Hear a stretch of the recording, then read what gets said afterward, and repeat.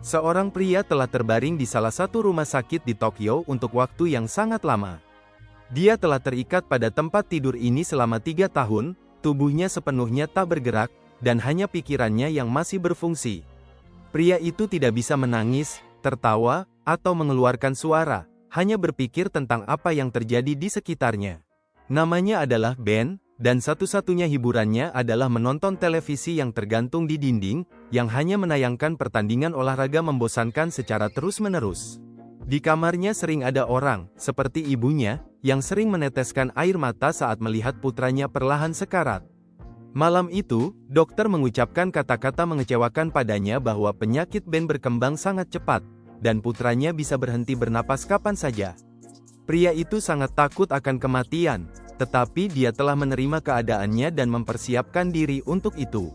Alat yang menunjukkan kondisi kesehatannya mengeluarkan bunyi panjang, menandakan bahwa pasien tersebut sudah tidak bernapas lagi, dan yang dia lihat hanyalah kegelapan. Pada saat itu, dia menyadari bahwa waktunya telah tiba. Namun tiba-tiba, dia mendengar suara yang memesona, menyuruhnya untuk segera bangun. Suara itu berasal dari seorang gadis dengan kecantikan luar biasa, rambutnya tebal dan cerah seperti matahari, dan tubuhnya sangat sempurna. Ben perlahan menggosok matanya, tidak memahami apa yang sedang terjadi, lalu dia terkejut, karena meskipun selama ini sakit, sekarang dia bisa dengan mudah menggerakkan tangannya. Tapi keterkejutannya segera terhenti oleh gadis itu yang memanggilnya, "Tuan," yang membuatnya bingung. Gadis itu senang Ben akhirnya bangun, tetapi Ben terkejut dengan apa yang dilihatnya dan bertanya siapa dia. Kemudian, tokoh utama itu kembali terpana untuk kedua kalinya, karena dia baru saja mengucapkan kata-kata itu dengan suara lantang. Tapi sekali lagi, dia dipotong oleh gadis cantik itu, yang mengatakan bahwa namanya adalah Jenny, dan hari ini dia adalah pengawal pribadinya.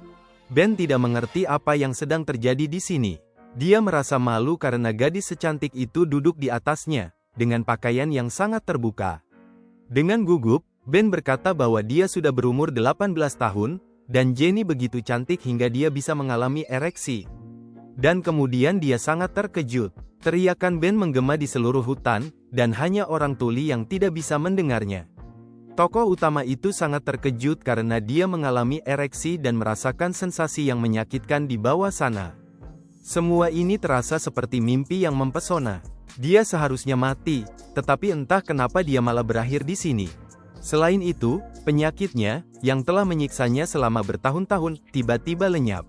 Jenny terkejut dengan reaksi Ben dan bertanya apakah tuannya baik-baik saja. Setelah menenangkan diri, Ben menjawab bahwa dia baik-baik saja, dan dia penasaran mengapa gadis itu memanggilnya "Tuan". Jenny dengan singkat menjelaskan siapa dirinya, tempat ini, dan siapa Ben di tempat itu. Tokoh utama itu tidak memahami apapun dari apa yang dikatakan, karena gadis itu mengatakan bahwa dia adalah pewaris Protos, yang dipilih oleh Tuan Surga Kel. Jenny menjelaskan bahwa Protos adalah satu-satunya tempat yang masih dihuni manusia, artinya Raja Protos adalah Raja Manusia. Pria itu menyeringai dan berkata sambil melambaikan tangannya bahwa Kel tidak mungkin membangkitkannya kembali dari dunia lain. Itu tidak ilmiah dan terlihat seperti omong kosong. Sambil tersenyum, gadis itu tiba-tiba menggigit jarinya hingga berdarah. Dengan tegas, Jenna berkata bahwa karena tuannya tidak percaya padanya, dia akan memberikan bukti. Bau darahnya akan menarik para predator di daerah itu, dan Ben, setelah bertemu mereka, seharusnya akan memahami segalanya. Tiba-tiba, terdengar raungan keras ribuan jiwa di seluruh hutan lebat. Suaranya mirip dengan geraman kawanan serigala, manusia, dan beruang sekaligus. Langkah kaki terdengar di belakang Ben, nyaris tidak menyentuh tanah tetapi dengan cepat mendekati mereka. Tokoh utama itu berbalik dan melihat pemandangan mengerikan. Itu adalah gerombolan zombie yang datang karena mencium bau darah. Melihat betapa terkejutnya Ben, Jenna berkata bahwa ini adalah predator yang dimaksud, dan sekarang mereka memenuhi hampir seluruh bumi. Ketegasan tampak di wajahnya. Dia menambahkan bahwa orang-orang berwajah pucat ini telah mengubah dunia kita menjadi mimpi buruk mutlak. Pada saat itu, Ben mempercayai apa yang dikatakan kepadanya dan berdiri di depan gadis itu, memerintahkannya untuk pergi. Dengan penuh tekad, sang pahlawan maju ke depan, mengatakan bahwa dia akan mengurus mereka karena akhirnya dia bisa menggerakkan otot-ototnya, dan sudah waktunya untuk pemanasan setelah bertahun-tahun tidak bergerak. Jenna bertanya apakah dia takut karena jumlah mereka begitu banyak. Ben menjawab bahwa tentu saja dia takut dan ngeri melihat semua zombie itu, tetapi dia lebih takut melihat kecantikan seperti Jenna mati di tangan mereka. Gadis itu merasa senang mendengar kata-kata itu, dan senyum muncul di wajahnya. Tiba-tiba, dia melayang ke langit dan berkata pada dirinya sendiri bahwa Tuan Kel telah memilih pewaris yang layak. Ben kembali melihat kumpulan zombie itu. Di mata mereka, dia tidak lagi melihat apapun yang mengingatkan pada manusia, hanya hasrat binatang untuk menyantap daging segar. Entah dari mana, keberaniannya tiba-tiba menghilang, dan dia berpikir bahwa karena mereka adalah mayat hidup, mereka pasti bergerak lambat, jadi solusi terbaik adalah melarikan diri dari mereka. Namun, para mayat hidup itu tidak berpikir demikian. Mereka cukup gesit karena rasa lapar mereka memberi mereka kekuatan. Tiba-tiba segalanya menghilang, dan Ben mendengar suara ilahi di dalam dirinya yang mengatakan bahwa dia telah melihat keberanian Ben dan bahwa dia harus berhenti merasa takut. Terkejut, Ben bertanya tempat apa ini dan siapa yang berbicara dengannya. Suara ilahi itu berbicara lagi, mengatakan bahwa ini adalah kekuatan batinnya dan bahwa mereka memiliki jiwa yang sama. Sementara itu, Jenna, yang mengamati medan pertempuran, berpikir bahwa jika kesadaran Kel benar-benar masih ada di dunia ini, maka itu seharusnya terwujud sekarang. Satu-satunya kekuatan, kegelapan tanpa akhir, harus muncul pada saat ini. Tiba-tiba, cahaya ungu mulai merembes dari kerumunan zombie yang menerangi area yang suram. Para zombie yang mengelilingi Ben merasakan emosi yang mengingatkan mereka bahwa mereka pernah menjadi manusia, rasa sakit. Bola ungu yang mengelilingi tokoh utama mulai menyapu zombie ke berbagai arah, seperti angin yang menerbangkan daun dari pohon. Di tengah kerumunan zombie, hanya pahlawan kita yang tersisa, dikelilingi oleh cahaya ungu. Itu adalah kekuatan batin tersembunyinya. Ben melihat tangannya, di mana energi mengalir, dan berpikir bahwa inilah perasaan kelahiran kembali. Dari mayat-mayat yang telah ia hancurkan, hanya partikel-partikel ungu yang tersisa, yang terlihat sangat indah. Dalam sekejap, partikel-partikel itu melesat ke arahnya, membuat tokoh utama membeku ketakutan. Namun, tidak perlu takut, karena setiap partikel itu memberikan energi, dan Ben merasakan lonjakan kekuatan yang tajam. Pahlawan itu merasakan kehangatan di tubuhnya, semua energi ini sekarang terkonsentrasi dalam dirinya. Tiba-tiba, dia mendengar sesuatu bergerak mendekat, langkah-langkah yang sudah akrab baginya, karena itu adalah gadis yang sama. Gadis itu berteriak bahwa tidak perlu panik, karena ini adalah kemampuan tuannya, yaitu kegelapan tanpa akhir. Kegelapan tanpa akhir tidak hanya dapat menyerap energi di sekitarnya, tetapi juga dari lawan selama pertempuran. Pahlawan itu tidak terlalu senang dengan apa yang dikatakan Jenna. Dia berpikir bahwa dunia ini memiliki kekuatan supernatural. Tampaknya penyakitnya sembuh berkat kekuatan ini. Tiba-tiba, gadis itu berlutut di depannya dan berteriak bahwa Protoss tidak akan bertahan sehari tanpa pemiliknya. Dengan percaya diri, dia meminta sang pahlawan untuk kembali ke Protoss dan mewarisi mahkota. Ben berpikir bahwa menjadi Raja Protoss bukanlah kebahagiaan yang dia inginkan. Beberapa waktu kemudian, pria itu melihat naga di langit, melayang di atas tembok kota. Jenna bertanya mengapa tuannya tidak terlalu senang menjadi Raja Protoss, tetapi dia tidak pernah mendengar jawabannya. Ben menunjukkan wajah kelelahan, dan dia tidak bisa memikirkan apapun selain makanan. Sang pahlawan menjawab kepada gadis itu bahwa hal terpenting yang harus mereka lakukan sekarang adalah menemukan tempat untuk makan. Ketika mereka mendekati tembok yang megah, Ben bertanya apakah ini adalah kota yang dia ceritakan. Mereka melihat tembok besar yang tampak tidak berujung, yang melindungi kota dari predator. Ben terkejut karena tidak ada gerbang di tembok itu dan berharap mereka tidak perlu memanjat struktur yang begitu besar. Jenna meyakinkannya dengan mengatakan bahwa ini hanyalah sistem keamanan Protoss, dan setiap penduduk bisa membuka gerbangnya. Dia meletakkan tangannya di tembok, dan pada saat itu juga tembok mulai bergetar, mengaktifkan mekanismenya. Gadis itu mengatakan bahwa tembok itu setinggi 700 meter dan setebal 20 meter, yang membuatnya mampu menahan serangan predator apapun. Pintu itu terbuka, dan suara mekanis bergema di sepanjang koridor, menyambut Jenna. Meskipun semuanya tampak terbengkalai dari luar, di dalam Protos para penduduk masih dapat menjalani kehidupan yang damai. Gadis itu menjelaskan bahwa ini berkat penjaga Protos yang melindungi kota ini. Kota itu sendiri dikelilingi oleh jurang besar, dan hanya ada 12 pintu masuk yang dijaga oleh penjaga. Semua penjaga adalah petarung elit yang telah melewati seleksi berjenjang. Berdasarkan kekuatan, mereka dibagi menjadi 5 tingkat, dari yang terkuat hingga yang terlemah, S, A, B, C, dan D. Pria itu merasa bosan dengan cerita ini karena dia masih sangat lapar. Tiba-tiba, suara kasar memanggil gadis itu, menyuruhnya berhenti karena dia lagi-lagi melanggar larangan meninggalkan kota. Itu adalah seorang penjaga Protos peringkat C bernama Ethan. Dia marah karena Jenna tidak meminta izin darinya untuk pergi. Gadis itu dengan gugup menjawab bahwa dia salah paham, dan dia hanya mencari Tuan Kel. Para penduduk di belakang gadis itu mulai berbisik di antara mereka sendiri bahwa dia masih mencari tuannya, menyebutnya bodoh. Penjaga itu hanya menyeringai mendengar itu.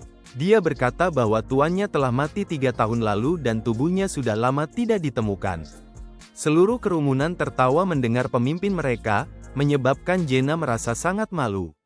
Gadis itu marah mendengar semua itu karena dia sudah lelah menghadapi penghinaan ini. Dia teringat hari di mana dia berlari ke medan pertempuran yang sama di tengah hujan deras untuk membantu tuannya, tetapi saat itu sudah terlambat karena Tuan Kel telah gugur dalam pertempuran. Namun, tiba-tiba seorang pria memanggil penjaga itu. Itu adalah pahlawan kita, Ben, yang menyarankan Ethan untuk lebih baik menjaga gerbangnya. Dengan berani, dia berjalan mendekati kerumunan, ingin melindungi gadis tak berdaya itu. Mendekat, Ben mengejek penjaga itu dengan senyum, mengatakan bahwa tidak pantas bagi sekumpulan orang mengolok-olok seorang gadis sebaik itu. Mendengar keberanian seorang asing, Ethan melompat dari kursinya dengan marah, sementara pahlawan kita dengan tenang mulai meregangkan otot-ototnya. Kerumunan kembali berbisik, tidak mengerti mengapa seorang asing berani melawan penjaga utama di gerbang ini. Ethan dengan tajam mengangkat tinjunya, mengatakan bahwa Protos tidak menyukai orang asing. Tetapi yang mengejutkan, pukulannya meleset, meskipun cukup kuat dan cepat, karena pahlawan kita ternyata lebih cepat darinya. Ben hanya menyeringai di wajah sang penjaga, sementara kakinya berkilau karena gerakannya yang cepat. Sang pahlawan menyadari bahwa tubuhnya menjadi sangat ringan berkat efek penyerapan energi dari musuhnya. Segera, semua anak buah Ethan bergegas menyerang untuk memberi pelajaran pada pria itu. Namun, mereka semua terkejut ketika tiba-tiba jatuh ke tanah dan tidak dapat bergerak. Itu adalah ulah Jenna. Dia memutuskan untuk membantu Ben menggunakan kemampuan peringkat ur miliknya. Dengan lantang, dia berkata bahwa tidak seorang pun akan menyentuh Ben selama dia ada di sana. Ethan hanya tertawa mendengar itu karena kemampuan tarikan gravitasi Jenna, yang menciptakan gravitasi bumi di radius tertentu, terlalu lemah untuk melawan kekuatannya.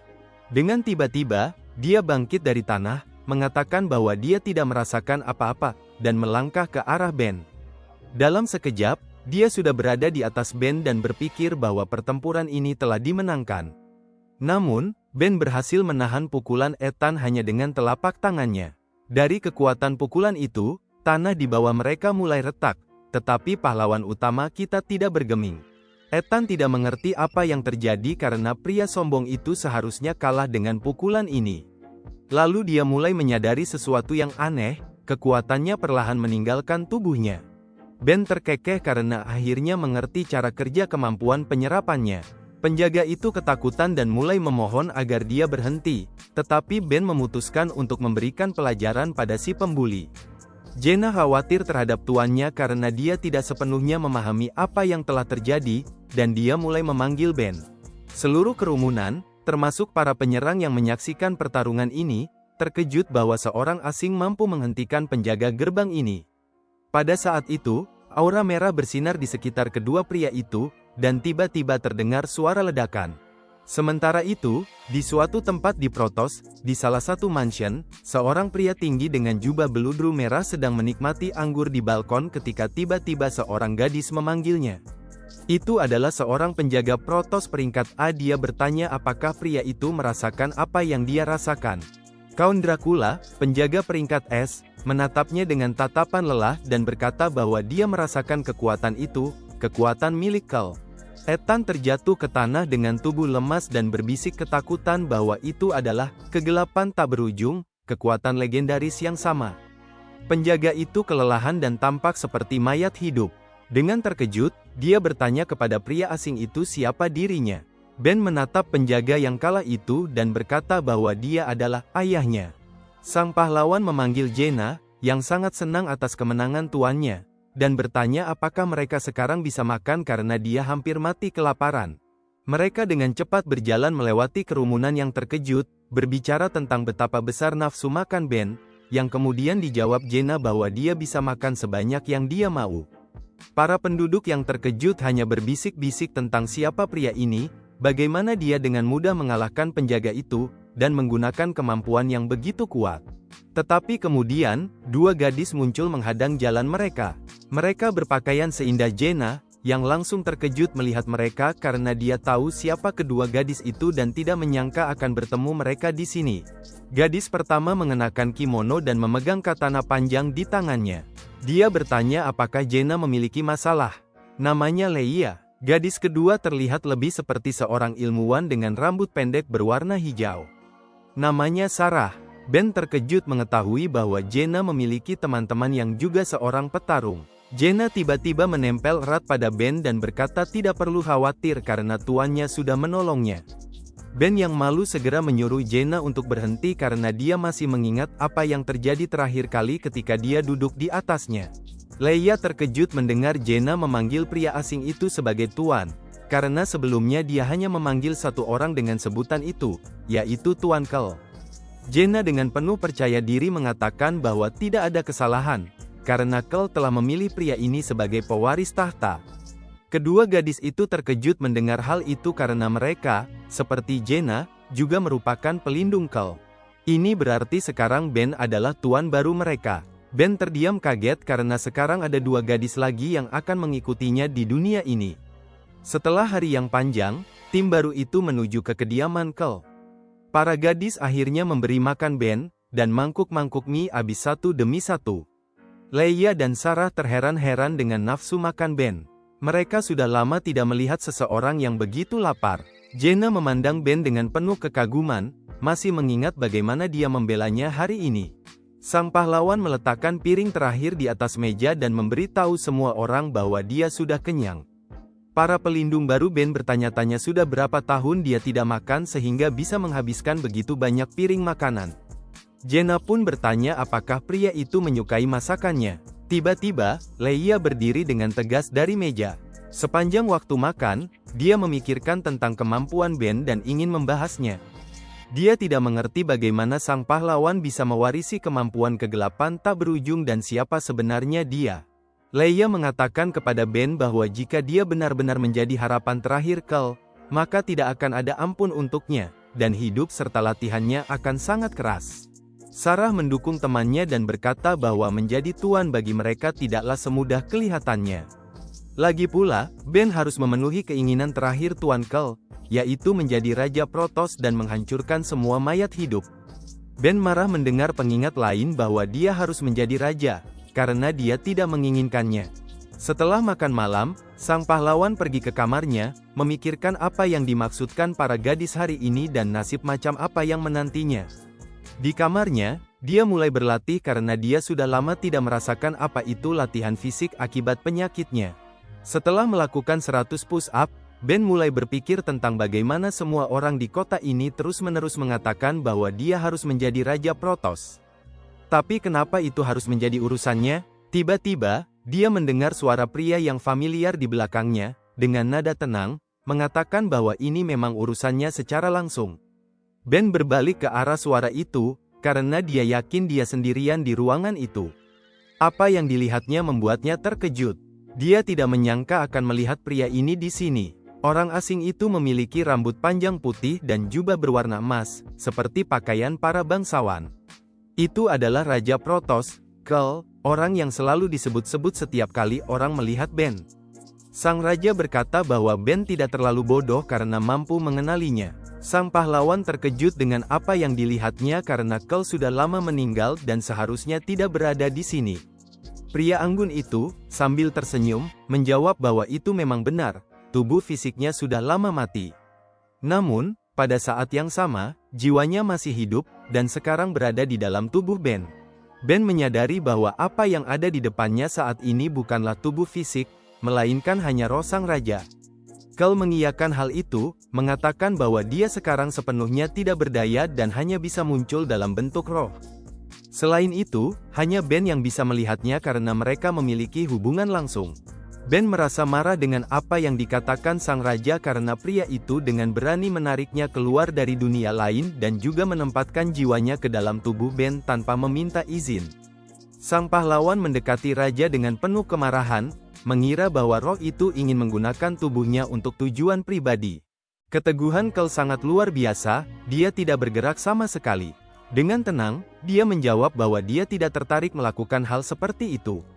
Tiba-tiba, sang raja menghilang dan muncul kembali di belakang Ben, mengatakan bahwa dia tidak memanggil Ben ke Protos untuk alasan itu. Ben melihat pria itu dengan santai duduk di atas tempat tidurnya dan dengan nada yang sama tenangnya, dia berkata bahwa dia memanggil Ben hanya untuk membuat satu kesepakatan. Sang raja menjelaskan bahwa dia telah memberikan kepada Ben kemampuan terkuat di dunia ini, yaitu kegelapan tak berujung. Dia juga memberinya kekayaan tak terbatas yang dimiliki oleh Kel, memberikan status tertinggi di dunia ini, semua agar Ben dapat menjadi Raja Protos. Setelah menjadi raja, Ben harus mencari dalang di balik kudeta istana yang terjadi 3 tahun lalu dan membunuh Kel. Setelah mendengarkan cerita menyentuh dari sang raja, Ben dengan santai menjawab bahwa dia tidak peduli dan tidak akan melakukannya. Jawaban ini membuat sang raja tidak menyangka, tetapi dia mengingatkan Ben bahwa situasinya tidak memungkinkan untuk menolak. Ben yang santai mengambil pisang dari meja untuk camilan dan menyarankan bahwa jika sang raja memanggilnya ke dunia ini, berarti pasti ada cara untuk memaksa kehendaknya.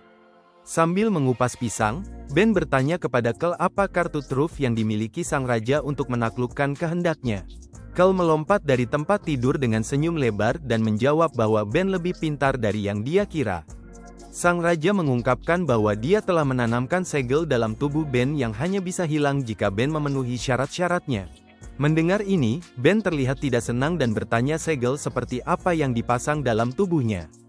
Kel menjelaskan bahwa segel tersebut sangat licik. Setiap kali Ben merasa tertarik pada seorang wanita, dia akan merasakan rasa sakit yang tak tertahankan, lebih baik mati daripada hidup seperti itu. Jika sang pahlawan menolak, hidupnya akan menjadi seperti pria yang tidak berguna. Pernyataan itu mengejutkan Ben hingga ke dasar hati. Rasanya tubuhnya tertusuk ribuan jarum. Dia tidak menyangka bahwa Raja Protos akan menggunakan taktik pemerasan untuk menjadikan dirinya pion. Ben bertanya mengapa Kel memilihnya, karena dia hanyalah seorang pria biasa. Sang raja bisa saja memilih kandidat yang lebih cocok untuk balas dendamnya. Ben juga menebak bahwa sebenarnya Kel tidak memiliki pilihan lain selain dirinya. Kel terpukau dengan ketepatan tebakannya.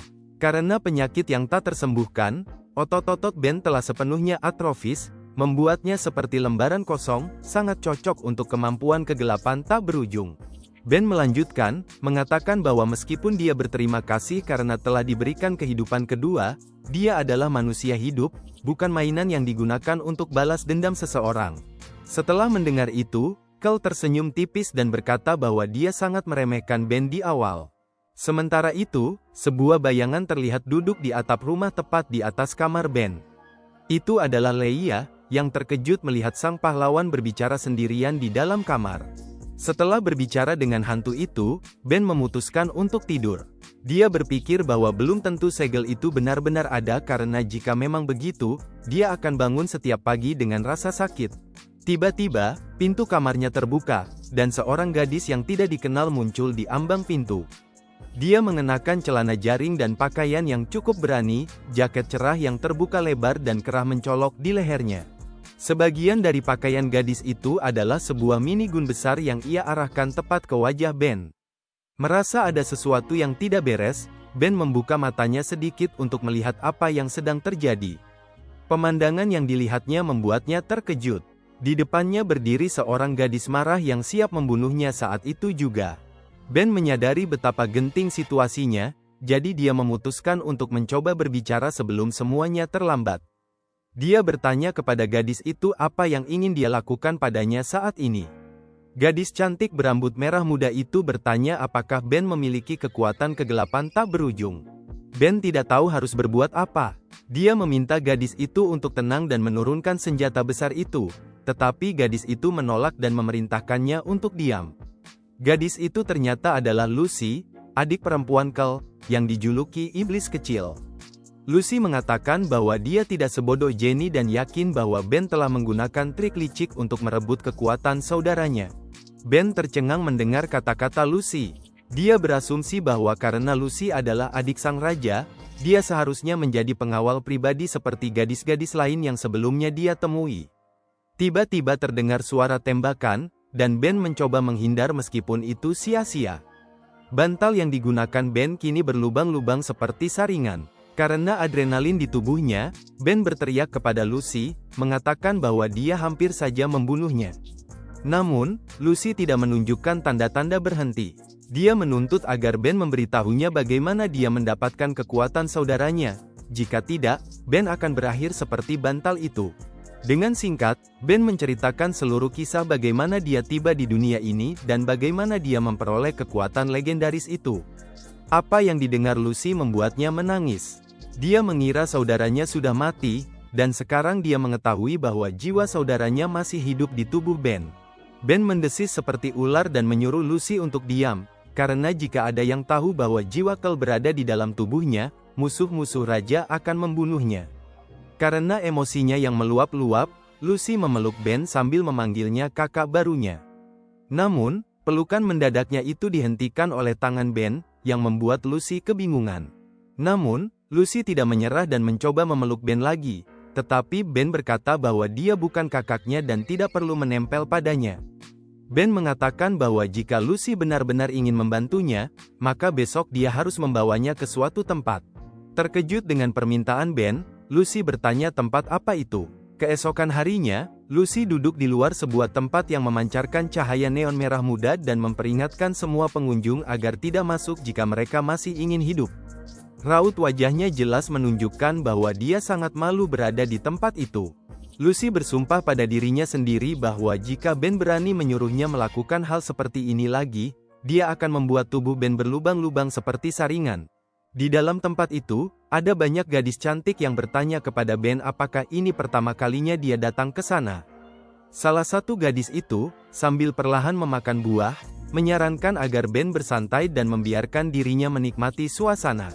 Ben dikelilingi oleh kerumunan gadis cantik yang ingin mendapatkan perhatiannya, tetapi dari ekspresi di wajahnya, dia tampak sangat menahan diri. Dia mencoba tetap tenang karena dia berasumsi bahwa jika dia tidak menyerah pada godaan gadis-gadis itu, maka segel Kel akan menghilang. Dia berdoa agar bisa melewati ujian ini, tetapi para gadis di sekelilingnya tidak berhenti menggodanya. Ben terus mengulang dalam pikirannya bahwa dia harus bertahan dan tidak menyerah pada emosinya. Sementara itu, gairah para gadis semakin memuncak, dan sepertinya bahkan pria paling teguh pun tidak akan bisa menahan godaan itu. Akhirnya, Ben menyerah, berteriak bahwa dia tidak tahan lagi. Terdengar teriakan memilukan yang dipenuhi rasa sakit dan keputusasaan dari dalam tempat itu. Pintu terbuka lebar, dan Lucy melihat Ben keluar dengan tergesa-gesa. Dia menyeringai dan dengan nada sarkastis menyebut Ben sebagai seorang mesum kotor karena tidak mampu menahan diri di depan para gadis. Wajah Ben hanya dipenuhi keputusasaan. Dia mengutuk Kel karena telah memberinya tanda segel yang sangat menyiksa itu. Dalam perjalanan pulang, Lucy bertanya apakah Ben akan berpartisipasi dalam seleksi baru untuk menjadi penjaga Protoss. Namun, Ben menjawab bahwa dia tidak tahu apa yang harus dipersiapkan dan tidak tertarik menjaga gerbang.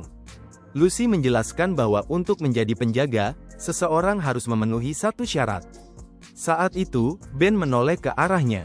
Lucy mengira Ben tertarik, tetapi ternyata Ben hanya berkata bahwa dia ingin pergi ke toilet karena terlalu banyak minum air. Ben pergi ke gang terdekat karena dia tidak akan sempat sampai rumah.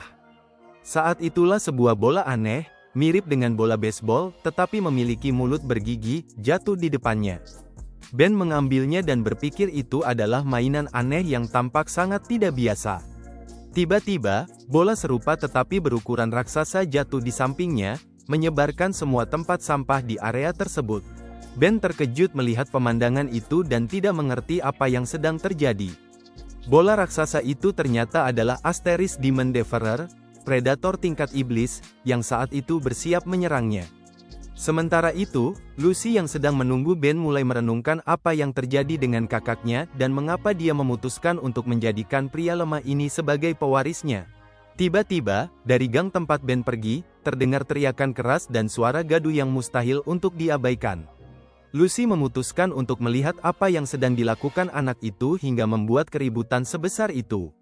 Tetapi, apa yang dia lihat di sana benar-benar mengejutkannya. Ben melompat keluar dari sudut gang, dikejar oleh iblis raksasa yang mencoba memakannya.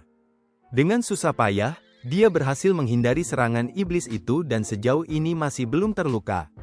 Lucy terkejut bahwa predator tingkat iblis bisa menyusup ke dalam kota dengan begitu mudah. Ben terjatuh ke tanah, dan dari belakang predator itu muncul bola-bola kecil iblis yang melayang ke arahnya. Dia sadar bahwa dia tidak akan sempat menghindarinya, dan tampaknya ini adalah akhir baginya. Namun, tiba-tiba semua bola kecil yang terbang ke arahnya tertembus peluru, meninggalkan jejak darah mereka di tubuh Ben. Ben menoleh ke arah datangnya peluru itu untuk melihat siapa yang telah menyelamatkannya. Lucy menyeringai, melemparkan minigunnya ke bahunya, dan bertanya apakah si mesum itu basah karena ketakutan. Menyadari apa yang sedang terjadi, Ben berteriak bahwa Lucy sendiri adalah seorang mesum seperti seluruh keluarganya.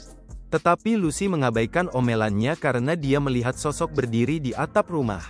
Lucy memerintahkan sosok itu untuk turun, karena dia sudah menyadarinya sejak lama. Dia langsung tahu siapa sosok itu, karena hanya satu orang yang bisa mengendalikan predator tingkat iblis dan membawa mereka ke dalam kota. Tidak ada yang lebih mampu melakukan ini selain istri kakaknya, Eliza. Ben terkejut mendengar hal tersebut dan bertanya kepada Lucy apakah gadis itu benar-benar istri raja. Si iblis kecil menjelaskan bahwa gadis itu memiliki kontrak pernikahan Protoss di tubuhnya, dan pada usia 20 tahun dia seharusnya menjadi istri raja. Awalnya, Lucy berpikir dia akan menjadi adik kecilnya, tetapi sekarang tampaknya gadis itu hanyalah kue murah. Tiba-tiba, sosok di atap mulai bergerak dan melompat ke arah mereka dengan kecepatan kilat. Dia mendarat di punggung iblis dengan lincah dan memperingatkan Lucy agar tidak bercanda seperti itu, karena dia tidak mungkin menikah dengan orang gagal seperti Kel. Pada saat itu, Ben menjadi sangat malu karena kecantikan yang baru saja muncul di depannya membuat jantungnya berdebar sangat kencang, seakan-akan akan melompat keluar dari dadanya. Wanita itu meluruskan rambut hitamnya yang memukau dan mengatakan bahwa dia hanya perlu membunuh pria ini agar kontrak pernikahannya hilang. Pada saat itu, muncul bayangan seorang gadis di benak Ben, seseorang yang sangat mirip dengan istri raja. Dia teringat saat gadis itu memintanya menjauh darinya karena dia bukan tipe yang diinginkan. Gadis itu berbalik dan pergi di hari yang sama ketika Ben mencoba mengungkapkan cintanya. Ben terpaku di tempat, melihat wanita cantik yang merupakan bagian dari kenangannya. Dengan suara ragu, dia bertanya kepada gadis di atas monster besar itu apakah dia adalah dewi yang ada di pikirannya. Lucy melihat Ben dengan terkejut, berpikir bahwa tampaknya pria itu benar-benar kehilangan akal sehatnya. Ben terus memandang gadis itu dengan penuh cinta. Dia mengulurkan tangannya dan bertanya kenapa dia datang ke dunia ini. Apakah dia benar-benar datang untuknya? Pada saat itu, Eliza memberikan pukulan keras ke wajah Ben, yang membuatnya berputar beberapa kali sebelum akhirnya menghantam tembok. Pukulan gadis itu sangat kuat. Lucy marah besar melihat seorang gadis memukul kakaknya. Dia mulai berteriak pada Eliza agar tidak sombong, mengingat dia adalah seorang calon pengantin, dan tidak bisa melakukan apapun yang dia mau. Namun, Eliza dengan santai menjawab bahwa dia tidak mungkin menikahi seseorang yang suka bersenang-senang di tempat pelacuran.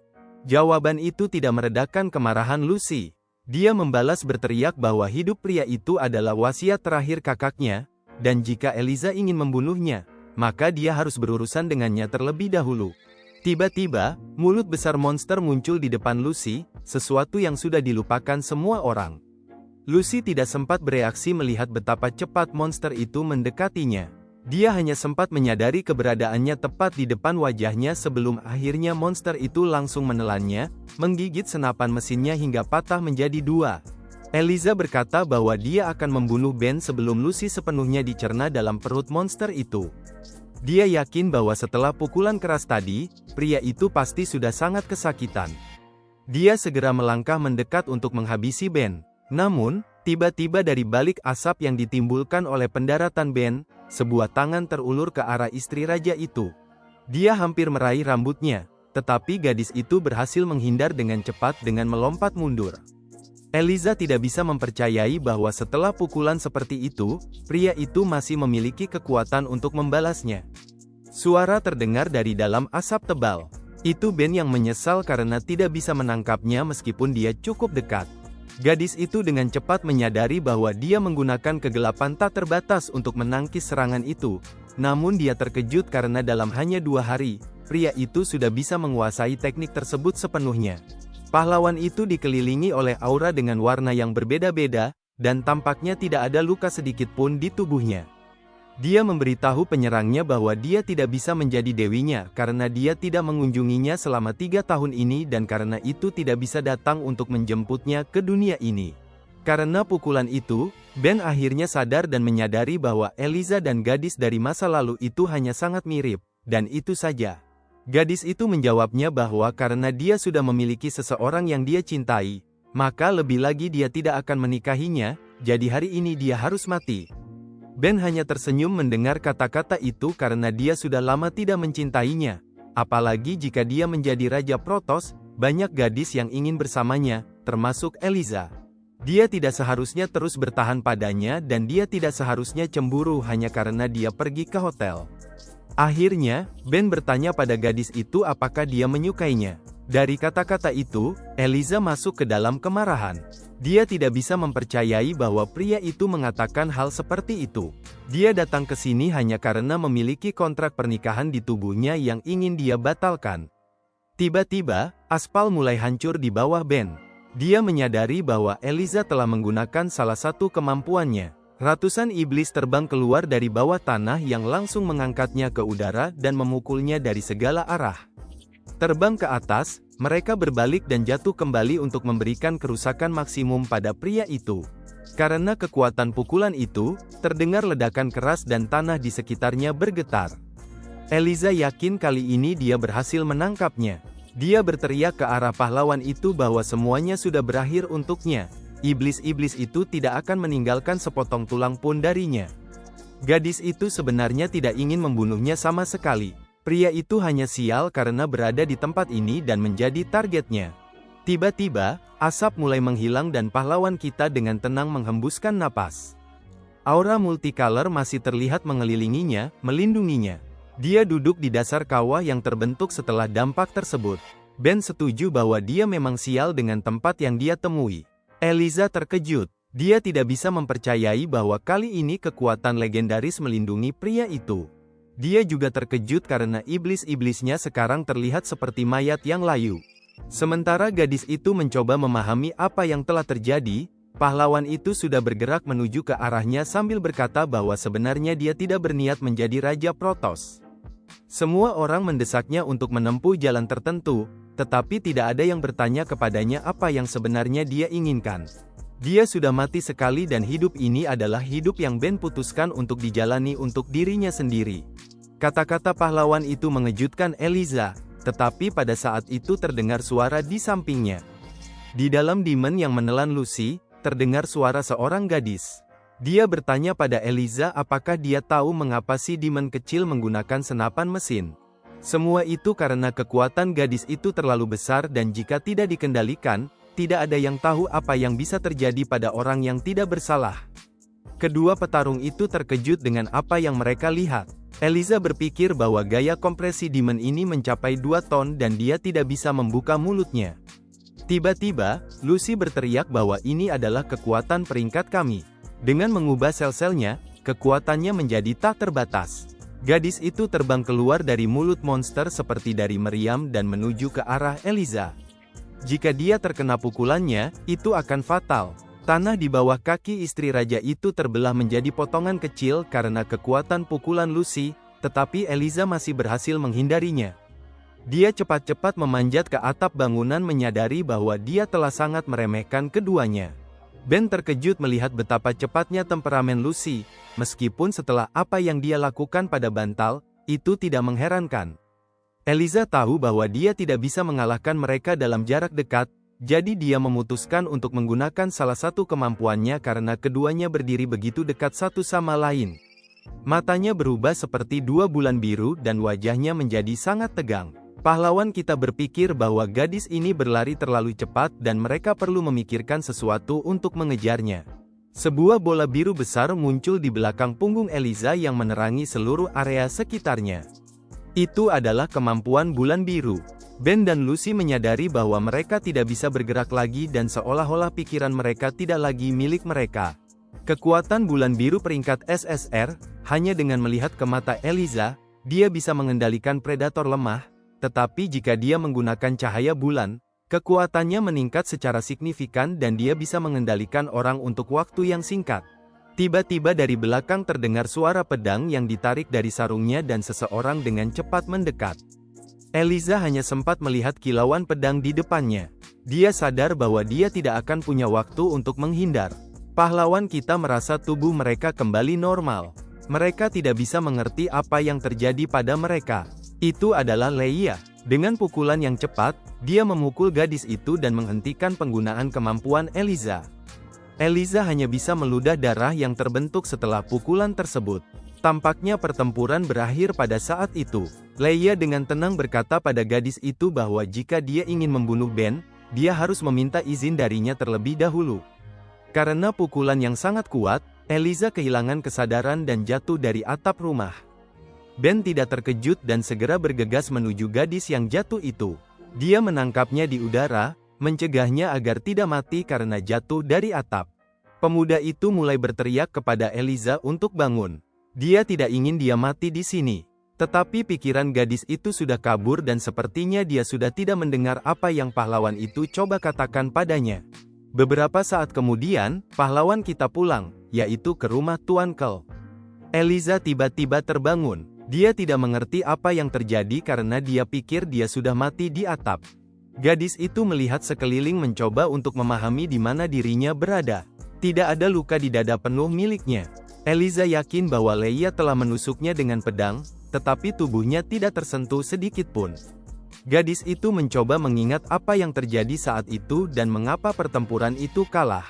Di depan matanya, ada gambaran tentang Leia yang menggambar katananya dengan kecepatan kilat dan sepertinya Eliza melihat sebuah demon di belakang gadis itu. Mantan istri raja itu bangkit dari tempat tidur untuk memeriksa keadaan. Dia berpikir bahwa jika pelindung Ben ada di dekatnya, dia tidak akan bisa mencapainya. Tiba-tiba mendekati teras, dia melihat pria yang sama yang sedang duduk dengan tenang dan berbicara dengan seseorang. Ben berbicara dengan Leia, bertanya bagaimana dia berhasil menemukan mereka. Pembela mengingatkan bahwa itu adalah tugasnya untuk menyediakan keamanan bagi ahli waris dan dia harus selalu tahu di mana pria itu berada karena bukan hanya Eliza yang berburu untuk kepalanya. Pembunuh-pembunuh Kel sedang mencari Ben saat ini dan setiap gerakannya terancam, jangan lupakan 2 ahli waris lainnya. Mereka adalah Count Dracula yang memiliki pengaruh besar di Protoss dan saudara perempuan Kel, Archangel Mary. Keduanya juga tidak senang dengan kemunculan pahlawan ini. Saat ini Ben terlihat seperti seorang lemah, jadi siapa saja bisa mencoba membunuhnya dan sangat bodoh untuk membiarkan Eliza hidup. Ben terkekeh dan menjawab bahwa dia tidak bisa hanya melihat gadis secantik itu mati. Eliza teringat bagaimana pria itu dengan heroik menangkapnya di udara dan menolong gadis itu. Dia bahkan tidak pernah berpikir bahwa dia mampu melakukan hal seperti itu. Kemampuan bulan biru tidak berpengaruh pada Leia. Dia bisa dengan mudah membunuh Eliza, tetapi pria itu menyelamatkannya. Ini menyentuh hati gadis itu. Ben masih melanjutkan dialognya dengan mengatakan bahwa dia tidak membutuhkan istri tanpa alasan meskipun dia tidak berniat menjadi Raja Protoss. Itulah mengapa dia tidak membiarkannya mati saat itu. Tiba-tiba pintu teras terbuka dengan tajam dan Eliza keluar, yang tampaknya tidak senang dengan kata-kata pria itu. Ben menyadari bahwa dia mendengar semuanya dan memutuskan untuk berpura-pura bodoh dengan mengatakan bahwa dia tidak mengatakan apa-apa. Eliza marah tetapi pada saat yang sama merasa malu. Dia berteriak kepada pria itu bahwa dia tidak akan menjadi istrinya hanya karena dia menyelamatkannya. Ben, karena malu, tidak tahu harus pergi kemana dan gadis itu dengan tegas menyatakan bahwa dia tidak akan pernah menikahi pria itu. Pahlawan itu terkejut dengan keterus-terangan gadis itu, sekali lagi menerima penolakan yang begitu kejam. Keduanya tampaknya lupa bahwa ada orang ketiga di teras. Leia memanggil nama gadis itu dengan keras. Pembela sudah bersiap untuk bertempur, menarik katana panjang dan tajam dari sarungnya. Dia memperingatkan Eliza bahwa jika dia ingin membunuh Ben, maka Leia tidak akan menggunakan gagang pedangnya kali ini. Sekarang gadis itu mengerti mengapa tidak ada luka di dadanya. Terakhir kali dia dipukul bukan dengan pedang tetapi dengan gagang dan hanya kehilangan kesadaran karena kekuatan pukulan itu. Eliza semakin ngeri dengan kekuatan Leia dan mengerti bahwa jika pembela ada di dekat pria itu, gadis itu tidak akan bisa mengalahkannya. Tiba-tiba, gadis itu terbang ke udara dengan kecepatan kilat, kecepatannya masih setinggi saat pertempuran. Dia berteriak keras menyebut nama makhluk tertentu yang mengejutkan semua orang yang ada di teras saat itu. Tiba-tiba, entah dari mana, seekor burung besar muncul di langit menuju rumah. Burung itu langsung muncul di atas para pahlawan, dan ukurannya sangat besar sehingga bayangan sayapnya menutupi atap rumah. Ben takut bahwa Eliza bisa memanggil makhluk-makhluk seperti itu. Burung ini sangat berbeda dari demon yang sebelumnya dipanggilnya. Saat terbang, gadis itu melakukan salto yang cekatan dan mendarat di kepala makhluk itu. Dia berhasil menjaga keseimbangannya, dan sekarang sepertinya dia memiliki keuntungan atas para pahlawan. Itu adalah burung hitam mitos yang sangat besar. Cahaya biru mengalir dari matanya dan udara di sekitarnya bergetar akibat rentang sayapnya yang sangat besar. Leia tidak takut dengan pemandangan yang dia lihat. Dia tahu bahwa menurut kitab-kitab kuno, ini adalah makhluk tingkat tinggi. Pertempuran ini menjadi semakin menarik baginya. Setelah mempersiapkan katananya, dia memutuskan untuk memotong makhluk itu bersama gadis tersebut. Namun saat itu, Eliza berbalik kepada pria itu, bertanya apakah dia ingin menikahinya. Jika jawabannya iya, maka dia siap untuk membahas pertunangan dengan pria itu, tetapi hanya secara pribadi tanpa orang lain. Pria itu menyadari bahwa gadis itu ingin Leia pergi, dan dia sedikit takut. Namun dia memutuskan untuk memberi gadis itu kesempatan dan berbicara dengannya, tetapi pembela dengan tegas menjawab bahwa dia tidak akan pergi. Ben dengan percaya diri mengatakan kepada Leia untuk tenang karena jika gadis itu ingin membunuhnya, kecil kemungkinannya dia akan berhasil, karena gadis itu baru saja melompat ke atas binatangnya.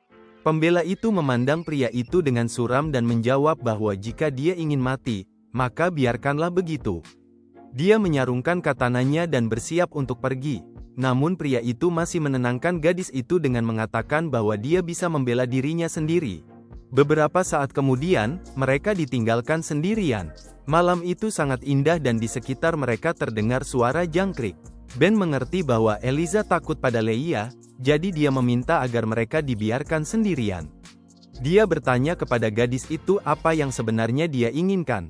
Eliza tiba-tiba memotongnya, mengatakan bahwa dia mengakui bahwa pria itu tidak seburuk yang dia kira. Tetapi ini tidak mengubah apapun karena pahlawan itu hanya mengandalkan kegelapan tak terbatas, dan bagi orang-orang yang lebih tinggi, dia hanyalah bidak. Ben menjawab gadis itu bahwa ucapannya sangat menyinggung, dan ini bukan yang dia harapkan untuk didengar. Gadis itu melanjutkan dialognya dengan mengatakan bahwa dalam sebulan, Protoss akan mengadakan seleksi tahunan penjaga di depan delegasi, dan jika pahlawan itu mengalahkannya dan menjadi penjaga Protoss, maka dia akan membantunya naik tahta. Ben teringat bahwa dia sudah diberitahu tentang seleksi penjaga ini, tetapi dia masih belum mengerti apa itu. Itu adalah sebuah kompetisi di mana pahlawan bertarung melawan predator dan seringkali mati di tangan mereka. Babak kualifikasi berlangsung dalam 2 tahap untuk mengidentifikasi pendatang baru yang luar biasa yang akan menggantikan posisi penjaga yang jatuh. Dengan demikian, Protoss menyediakan dirinya dengan penjaga sebanyak 72 orang. Ini memungkinkan Protoss untuk memberikan perlindungan dan mempertahankan ras manusia. Pria itu mendengar apa yang perlu dia ketahui, yaitu jika dia menang, maka kontrak pernikahan mereka dengan Eliza akan berlaku. Eliza menghela napas dan berkata bahwa itu tidak cukup untuk menjadi penjaga Protoss. Salah satu syaratnya adalah naik tahta dan hanya setelah itu dia bisa menikahinya. Dia hanya bisa menikahi penjaga dengan peringkat tertinggi, seorang pahlawan yang sangat diandalkan oleh seluruh Protoss. Eliza menjadi bingung mengingat kata-kata Kel yang mengatakan bahwa dia adalah pria yang sangat tampan dan kuat, dan apakah Ben bisa menjadi seperti itu? Pria itu gemetar mendengar apa yang dikatakan, dan perlahan berkata bahwa Eliza benar-benar mencintainya. Gadis itu tiba-tiba menyela dengan teriakan. Dia tidak ingin Ben mengucapkan kata-kata itu dengan keras. Pahlawan itu sangat jengkel tidak mengerti bagaimana gadis itu bisa jatuh cinta pada seorang pembohong berambut abu-abu seperti itu. Dia memiliki wajah seperti orang yang lemah. Eliza memutuskan untuk mengubah topik secara tiba-tiba, mengatakan bahwa pria itu harus ingat bahwa jika dia tidak lolos babak pertama, maka kompetisi akan berakhir untuknya dan itu berarti kekalahan. Dan kekalahan bagi Ben berarti dia tidak akan pernah bisa naik tahta dan menikahi Eliza. Setelah cerita itu, gadis itu yakin bahwa pahlawan itu akan menolak, tetapi pria itu tidak berniat untuk menyerah. Dia berkata bahwa dia dengan senang hati akan bergabung dengannya dalam kompetisi ini. Hari-hari berlalu dan pahlawan itu berlatih, dan kini sebulan telah berlalu sejak percakapan mereka. Seorang pria tak dikenal perlahan bergerak menuju kerumunan orang yang berdiri di dekat sebuah bangunan besar yang mengingatkan pada Kolosseum. Itu adalah seorang petarung muda dengan tubuh telanjang dan rambut merah. Di tangannya tergantung gelang yang mengeluarkan cahaya ungu. Ketika dia melihat tempat untuk kompetisi, dia sangat senang. Tempat ini sempurna untuk kelahiran para penjaga. Di pintu masuk arena seleksi, pria itu melihat begitu banyak pelamar yang sedang menuju ke dalam. Hal ini membuat petarung itu semakin bersemangat karena semua orang ini terlihat sangat kuat dan dia akhirnya bisa menguji kekuatannya. Darah neraka dalam tubuhnya mendidih. Pria itu bernama Adam dan dia berasal dari sebuah desa kecil yang tidak jauh dari Protoss. Berjalan menyusuri koridor, Adam memasuki arena yang membuatnya semakin senang. Kolosseum itu benar-benar sangat besar, sebuah gunung menjulang di atasnya. Di atasnya, naga terbang. Adam menganggap tempat ini layak untuk pukulannya. Kekagumannya terganggu oleh seorang pria yang mendarat tepat di kaki petarung itu. Dia dilemparkan mundur oleh seorang pria tampan yang mengenakan kacamata dengan rambut abu-abu dan setelannya dihiasi dengan dua kepingan salju. Orang asing yang tampan itu memberitahu petarung yang terjatuh untuk melepaskan tangannya dari setelannya, yang dibalas dengan teriakan pria itu bahwa dia tidak sengaja menyentuhnya. Pendatang baru yang menyaksikan kejadian ini sangat senang dengan tontonan itu karena seleksi belum dimulai, tetapi sesuatu yang menarik sudah terjadi. Petarung yang beberapa menit yang lalu terbaring di tanah itu terbang cepat menuju pelaku, mengatakan bahwa dia lebih kuat darinya dan tidak takut untuk melawannya. Orang berambut abu-abu itu tidak suka dengan reaksi petani itu, jarinya tertutup es dan sepertinya dia sudah memahami bahwa pertempuran itu telah dimenangkan. Dalam sekejap mata, petarung yang sebelumnya berlari dengan begitu marah itu terperangkap dalam blok es besar dan tidak bisa bergerak lagi. Dia masih bisa berpikir dan menyesali telah menyentuh pria itu, tetapi sudah terlambat. Kerumunan terkejut dengan apa yang mereka lihat, mereka ingin tahu siapa dia dan dari mana asalnya. Salah satu orang yang hadir mengenali kemampuan itu adalah kemampuan tingkat elemen peringkat SSR dan jika dia tidak salah, hanya satu orang yang bisa memiliki kemampuan seperti itu dan cinta akan kemurnian. Arkanggel peringkat S, Daniel, yang merupakan anak dari keluarga bangsawan, dijuluki pemakan jiwa es. Semua gadis di kerumunan segera memperhatikan pria tampan itu dan mulai mengungkapkan perasaan cinta mereka padanya. Tetapi kemudian seseorang menyentuh bahunya lagi. Untuk kedua kalinya hari itu, seseorang menyentuhnya. Itu adalah Adam yang menyadari bahwa Daniel adalah petarung yang sangat kuat. Semua orang terkejut, apakah orang desa ini benar-benar ingin terperangkap dalam es seperti pria terakhir? Tetapi salah satu orang di kerumunan mengenali petani itu, dia berkata bahwa Adam telah membunuh puluhan predator tingkat hantu tahun lalu dan dia adalah seorang gila pertempuran sejati. Pada saat itu, gelang di tangan pria itu mulai berputar dan tangannya terbakar. Dia memberitahu Daniel bahwa dia juga memiliki kemampuan elemen peringkat SSR dan ingin bertarung dengannya. Pria berambut abu-abu itu perlahan menoleh ke pria itu dan dengan tenang memberitahunya untuk melepaskan tangannya. Sementara itu, seorang gadis yang menonton seluruh pertunjukan ini, yang perlahan menghembuskan asap dari pipa rokoknya, memutuskan untuk turun tangan. Dia berteriak bahwa sepertinya semua petarung penuh dengan energi dan ingin bertarung, tetapi terlalu cepat untuk memulai permainan karena seleksi belum dimulai. Dia adalah wasit sekolah yang menjaga tempat itu, seorang gadis cantik dengan dada terbuka yang megah, mengenakan bulu-bulu.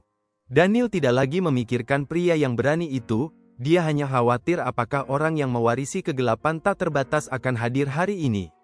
Kerumunan kehilangan semangat, melihat dua kemampuan peringkat SSR dari pendatang baru, mereka memahami bahwa mereka tidak bisa menghadapinya. Malam pun tiba dan saatnya untuk mengumumkan dimulainya kualifikasi. Direktur berkata bahwa sudah waktunya untuk memulai, dia sangat menantikan dimulainya kompetisi. Daniel diam-diam meminta untuk menunggu sedikit lebih lama, sepertinya dia sedang menunggu seseorang. Tiba-tiba sebuah tangan terangkat dari kerumunan dan seseorang dengan suara manis berteriak kepada direktur untuk tidak memulai kompetisi. Itu adalah Eliza, dia berkata bahwa ada pemain lain yang belum sempat muncul di arena. Pria itu mengenali gadis itu, dia menduga bahwa dia juga datang untuk melihat pria dengan kemampuan legendaris itu dan mungkin karena kontrak pernikahannya. Direktur memahami siapa yang dimaksud karena dalam sebulan terakhir, rumor tentang seorang pahlawan dengan kemampuan legendaris telah tersebar di seluruh kota. Dia setuju untuk menunggu pemain yang sangat berharga itu, tetapi hanya 5 menit. 5 menit berlalu dan kerumunan mulai gaduh. Mereka berbicara tentang bagaimana pahlawan itu takut pada kompetisi dan pasti dia tidak akan datang. Direktur setuju bahwa waktu sudah habis dan saatnya untuk memulai kompetisi. Wajah Daniel menunjukkan kekecewaan. Dia tidak bisa mempercayai bahwa seorang pahlawan dengan kemampuan seperti itu tidak benar-benar datang. Eliza juga kecewa, dia tidak ingin percaya bahwa Ben telah menipunya. Tiba-tiba langkah kaki terdengar dari kejauhan, perlahan menuju ke tengah arena. Gadis itu langsung terlihat lebih cantik ketika dia melihat sosok yang sudah dikenalnya, ternyata dia menepati janjinya. Itu adalah Ben yang dikelilingi oleh gadis-gadisnya sebagai pengawal dan dia mengenakan jubah hitam yang diselimuti bulu, seperti seorang raja sejati. Dia menyatakan dengan percaya diri bahwa semua orang di sini tidak terlihat ramah. Seluruh kerumunan marah karena dia muncul di arena, beberapa marah karena semua orang menunggu pria itu, beberapa takut dengan kekuatannya, dan hanya Adam yang berpikir bahwa pasti panas mengenakan bulu-bulu itu. Ini bukan reaksi yang diharapkan Ben, dia berjanji kepada kerumunan bahwa dia akan mengurus siapa saja yang menghalangi jalannya. Eliza tampaknya suka dengan bagaimana pahlawan itu telah berubah selama sebulan ini, dia terlihat seperti pria yang sangat percaya diri. Sorakan kerumunan dihentikan dengan tendangan keras, itu adalah direktur yang memberitahu semua orang untuk diam. Sekarang semua orang sudah berkumpul, dia memutuskan untuk menyatakan konferensi seleksi penjaga dibuka. Mengayunkan pipanya, dia dengan cepat memukul sesuatu di udara. Di tempat ini semuanya bersinar dan seolah-olah ruang mulai terbelah. Sebuah portal besar terbentuk di tempat pukulan itu, mengumumkan bahwa kompetisi telah dimulai. Kerumunan terkejut karena sebelumnya tidak ada portal ruang di kualifikasi, mereka tidak mengerti untuk apa itu diperlukan. Direktur menyatakan bahwa seleksi dibagi menjadi 2 babak. Di babak pertama, para pendatang baru harus melewati portal yang akan mengirim mereka keluar dari kota. Yang perlu mereka lakukan adalah tetap di area yang telah ditentukan dan para petarung harus tinggal di tempat tersebut selama 5 hari. Hanya mereka yang selamat yang berhak mengikuti babak kedua seleksi. Kerumunan mulai panik karena mustahil untuk tinggal 5 hari di luar kota dan tidak diketahui kemana portal ini akan mengirim mereka, mungkin langsung ke sarang monster. Direktur menyatakan bahwa itu adalah tugas para penjaga untuk melindungi kota dan jika pendatang baru takut, mereka bisa mengundurkan diri dan mencoba lagi tahun depan. Tangan segera terulur dari kerumunan, banyak yang tidak ingin ikut serta dalam hal ini dan memutuskan untuk mencoba tahun depan. Beberapa waktu berlalu sebelum ada yang tertarik dengan arena, banyak yang pergi tanpa mencoba. Sekarang hanya yang berani yang tersisa. Direktur bertanya siapa yang akan memutuskan untuk pergi pertama. Ben, tanpa berpikir 2 kali, berkata bahwa dia yang akan pergi pertama. Sepertinya dia memiliki rencana. Eliza dan Daniel terkejut dengan apa yang dikatakan. Gadis itu mengerti bahwa pria itu sedang merencanakan sesuatu. Ben memang memiliki rencana. Dia memutuskan bahwa jika dia pergi pertama, dia akan memiliki waktu untuk menjelajahi area tersebut. Ini akan memberinya keuntungan atas yang lain dan dia tidak boleh melewatkannya. Tiba-tiba seseorang meraih jubah hitamnya ingin menarik perhatian. Itu adalah Jenna. Dia khawatir tentang pria itu dan memberitahunya bahwa dia merasa ada yang buruk dan dia tidak seharusnya pergi pertama. Ben segera berusaha menenangkan gadis itu dan berkata bahwa dia akan bertemu dengan mereka setelah tahap pertama. Setelah kata-kata itu, pahlawan itu segera berjalan menuju portal mistis. Tanpa ragu dia memasuki portal yang akan membawanya ke tempat yang entah di mana. Setelah keluar dari portal, di matanya hanya ada ketakutan dari apa yang dia lihat. Di depannya ada monster 3 mata raksasa yang mirip dengan gurita, dan saat itu Ben menyadari bahwa dia tidak terlalu beruntung. Itu adalah predator hantu yang marah karena ada orang yang memasuki sarangnya. Ukurannya sangat besar sehingga tampak seolah-olah dia bisa menghancurkan sebuah bangunan dengan satu tentakel. Monster itu mengarahkan salah satu tentakelnya ke arah pahlawan untuk menghukum orang yang kurang ajar itu dengan satu pukulan. Ben tidak sempat menghindar, tanah di bawahnya hancur dari pukulan itu ke segala arah dan tampaknya tidak ada yang bisa selamat dari kerusakan sebesar itu. Tapi pria itu terlindungi oleh kegelapan tak terhingga. Dia dengan mudah mengangkat tentakelnya dan berkata bahwa dia sangat beruntung bisa langsung terteleportasi ke musuh seperti ini. Sayangnya, dia tidak punya waktu untuk pertempuran ini karena dia memiliki janji. Dalam kemarahannya, predator itu mengirimkan 3 tentakel lainnya ke arah pria itu untuk menyelesaikan apa yang sudah dimulai. Namun Ben dengan gesit menghindari pukulan meski serangannya sangat cepat. Dia mendarat di salah satu tentakel untuk dengan cepat sampai ke titik lemah musuh. Sementara Ben berlari di sepanjang tentakel, monster itu berpikir bahwa pahlawan ini memiliki kemampuan yang cukup baik untuk seorang manusia biasa. Tapi pria itu sudah mendekati titik lemah musuh. Dia mengerti bahwa dia harus mengalahkan predator ini dengan cepat, jika tidak, petarung lain bisa menemukan keberadaannya. Sementara itu di arena, semuanya tenang dan damai, dan tidak ada yang tahu apa yang sedang terjadi di sisi lain portal. Setan kecil itu khawatir Ben mungkin tidak bisa mengatasinya karena aturan telah diubah dan sekarang tidak ada yang bisa menjamin bahwa tidak ada yang akan terjadi padanya. Namun Leia memutuskan untuk menghibur gadis itu dengan mengatakan bahwa pria itu tidak sesederhana yang dia kira. Sejak hari pertama dia memasuki Taman Roh Bintang, dia sangat disiplin. Dia tidur pukul 10 malam dan bangun pukul 7 pagi, menjaga jadwal yang sempurna. Setiap hari pahlawan itu melakukan 100 push-up, squat, melatih otot perutnya, dan tidak ada satu hari pun yang terlewatkan tanpa berolahraga. Dan di akhir lari panjang sejauh 10 km, dia tidak pernah berhenti meskipun ada angin dan hujan. Energi selalu ada di tubuhnya dan jika dia tidak bergerak, dia akan mati karenanya. Itulah sebabnya dia seperti Leia. Dia memiliki naluri bertarung dan dia mengerti bahwa orang seperti ini tidak akan mati dengan mudah. Pukulan mematikan Ben membuat mata predator itu terbelalak. Tidak mungkin untuk bertahan dari pukulan seperti itu. Percikan ungu mulai menembus seluruh tubuh monster itu, menyebabkan kerusakan besar.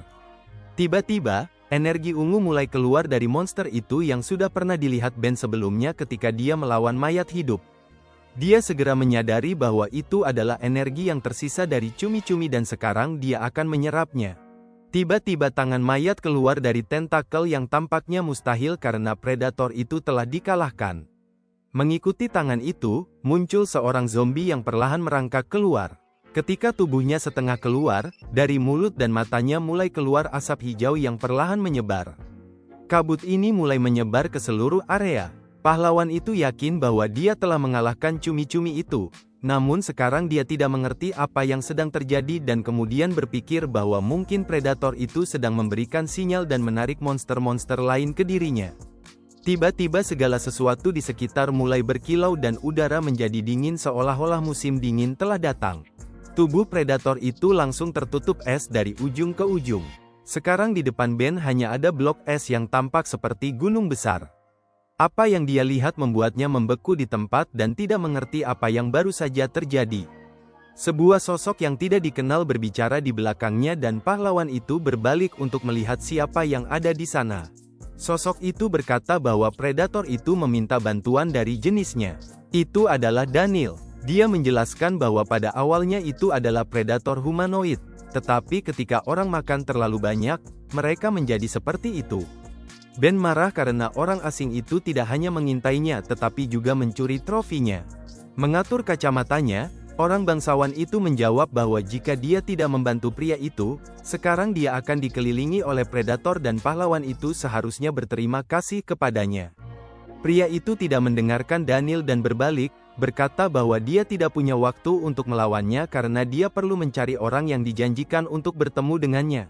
Tiba-tiba udara kembali menjadi dingin dan kepingan salju muncul di sekitar pahlawan itu. Pria itu sudah melihat serangan ini beberapa menit yang lalu. Ben bertanya kepada orang asing itu apa yang akan dia lakukan, sementara tubuhnya tertutup oleh aura kegelapan tak terhingga. Daniel memberitahu pria itu bahwa aturannya adalah setiap orang harus bertahan hidup di sini selama 5 hari, yang berarti bahwa aturan itu mengizinkan peserta untuk mengeliminasi pesaing. Ben berbalik kepadanya menjawab bahwa sepertinya dengan kata pesaing, dia maksudkan dirinya. Sementara itu, di hutan, salah satu peserta sedang melarikan diri dari sekumpulan predator. Sesuatu di tangannya mengeluarkan suara seperti peringatan dari jam tangan ketika dia mendekati sebuah dinding biru yang tidak dikenal. Tiba-tiba terdengar ledakan keras yang menghancurkan pria itu menjadi potongan-potongan. Kompetisi berakhir untuknya. Di tanah, tampak mayat zombie yang mendingin, yang telah dikalahkan oleh seseorang. Itu adalah Jenna yang telah mengatasi para predator yang menyerangnya. Dia berpikir tentang kemana tuannya telah terteleportasi karena dia harus menemukannya. Tiba-tiba jam tangan di tangannya mulai mengeluarkan suara tajam. Itu adalah pelacak yang diberikan kepada pemain saat memasuki kompetisi, dan jika berbunyi, berarti telah mengaktifkan sistem peringatan untuk pemain tersebut. Lagi pula, ada satu aturan permainan dalam kompetisi ini, yaitu bertahan hidup di area masing-masing selama 5 hari. Jika kamu melangkah keluar dari batas, kemungkinan besar kamu akan dieliminasi dari kompetisi. Jenna terburu-buru untuk menemukan pemiliknya. Dia cepat bergerak di sepanjang cabang-cabang seperti kucing. Dia juga mengerti bahwa dia tidak boleh keluar dari batasan area yang dikirimkan portal kepadanya. Turun dari pohon, dia melanjutkan berjalan kaki. Semua ini disaksikan oleh sosok misterius yang mengenakan jubah. Itu adalah tamu yang tidak dikenal yang senang telah menemukannya.